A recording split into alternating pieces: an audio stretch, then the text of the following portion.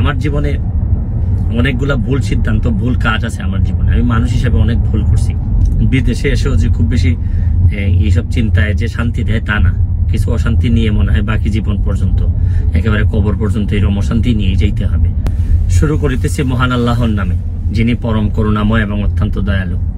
গতকালকে বিকেলে নিউ ইয়র্কে এসে পৌঁছাইছি। এখন নিজের ভাগনার গাড়িতে করে আমাকে আমার বোনের বাসা থেকে নিয়ে যাচ্ছে আমার মা যে বাসায় থাকেন এই বাসায়। তো থাকতে থাকতে অনেকগুলা মেসেজ পেয়েছি বাংলাদেশ থেকে। যদিও এটা নিয়ে খুবই আমি চিন্তিত ছিলাম বা কথা বলা দরকার আমি ভাবতেছিলাম। এটা আসলে আমি আপনাদের কাছে মানে আল্লাহর রাস্তে চাই যে এটা বন্ধ করতে হবে।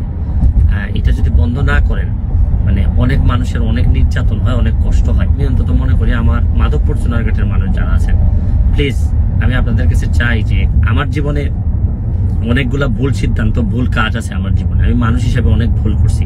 এই যন্ত্রণা বন্ধ করেন।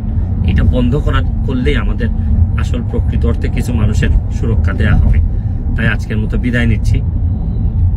বিদেশে এসেও যে খুব বেশি এইসব চিন্তায় যে শান্তি দেয় তা না, কিছু অশান্তি নিয়ে মনে হয় বাকি জীবন পর্যন্ত, একেবারে কবর পর্যন্ত এরকম অশান্তি নিয়ে যেতে হবে। কারণ আমাদের দেশের সংখ্যা, মানুষের সংখ্যা অনেক বেশি, অর্থনৈতিক অবস্থা ভালো না। এইসব যন্ত্রণা আপনাদেরও, আমি প্রায়ই হয়তো এইভাবে যন্ত্রণা আপনাদেরকে দিতে হবে, আপনাদেরও নিতে হবে। আর আপনাদের যন্ত্রণাও আমি নিব। এই সিদ্ধান্ত নিয়েই তো মেম্বার অফ পার্লামেন্ট হওয়া। ভালো থাকবেন, সুস্থ থাকবেন।